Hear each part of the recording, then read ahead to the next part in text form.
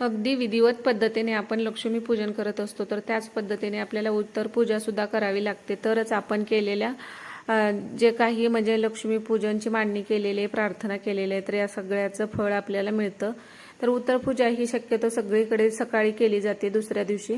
तर आपण सकाळी आंघोळ केल्यानंतर आपल्याला ही उत्तरपूजा करायची आहे. तर अगोदर काय करायचं, स्वतःला हळदी कुंकू लावायचं आणि नंतर ज्या समयी आपण लावलेले असतात पूजेमध्ये त्या काय होतं की तेल जर म्हणजे तुम्ही अखंड लावले असतील, त्यामध्ये तेल भरपूर असेल तर ठीक आहे, पण तेल संपलं असेल आणि दिवा शांत झाला असेल तर सुरुवातीला दिवा लावायचा आणि मग जे काही आपण सुपारी पूजेमध्ये देवाच्या मूर्ती ठेवलेल्या असेल, लक्ष्मीचा फोटो असतो, सुगड भरून ठेवलेले असतात धान्याच्या, पैसे ठेवलेले असतात, दागिने ठेवलेले असतात, तर त्या सगळ्यावरती आपल्याला हळदी कुंकू वाहून घ्यायचं आहे आणि नमस्कार करायचा आहे आणि देवीला प्रार्थना करायची आहे की आम्ही जी पूजा मांडली आम्हाला जमेल तसं, तर ही गोड मानून घ्यावी आणि तुमचा आशीर्वाद कायम आमच्या कुटुंबावरती असाच राहू द्यात अशी प्रार्थना करायची आहे.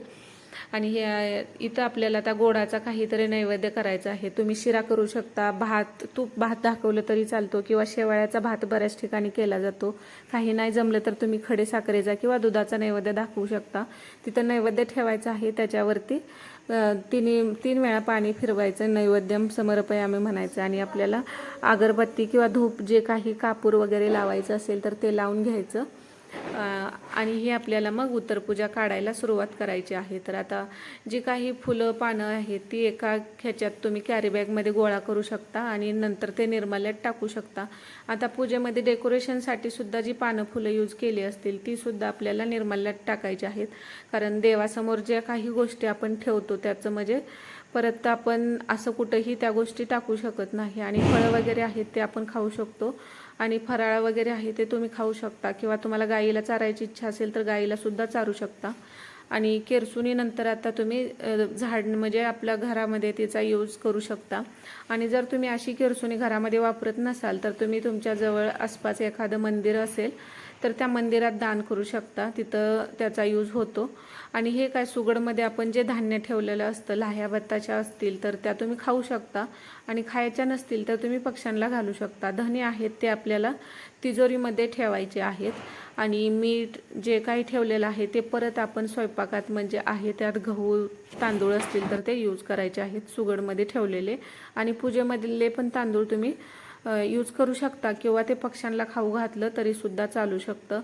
आणि जे काय पानं फुलं आहेत ती सगळी निर्माल्यात टाकायची आहेत. विड्यावरचं जे साहित्य असतं ते विसर्जन करू शकता किंवा परत त्याचा यूज करू शकता, ते तुम्ही म्हणजे नंतरच्या पूजेमध्ये मांडलं तरी चालतं. आणि जी सुपारी वगैरे ठेवलेली आहे त्याचं पण विसर्जन करू शकता किंवा ठेवू शकता.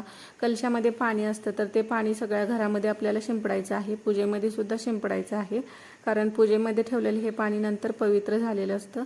तर जो नारळ आहे तो तुम्ही फोडून प्रसाद म्हणून खाऊ शकता किंवा विसर्जन करू शकता. आणि कलशामध्ये जी सुपारी आणि नाणं टाकलेलं आहे ते तुम्ही तुमच्या जवळ ठेवू शकता. आणि बाकीचं आता काय सुगड वगैरे जे आहेत दिवे वगैरे ते स्वच्छ करून ठेवू शकता, समया घासून आहे त्या जागी ठेवू शकता. आणि फोटोसुद्धा जिथं तुम्ही ठेवता देवघरात आपल्या जिथं आपली नेहमीची पूजा असते तिथं ठेवून त्याची पूजा करू शकता. सोनं आणि पैसे वगैरे जिथून आपण घेतलेले आहेत तिथं व्यवस्थित ठेवायचे आहेत. आणि अशा पद्धतीने तुम्ही ही ज्या पद्धतीने विधिवत पद्धतीने लक्ष्मीपूजन स्थापना करत असतो तर आपल्याला उत्तरपूजासुद्धा अशाच पद्धतीने करायची आहे.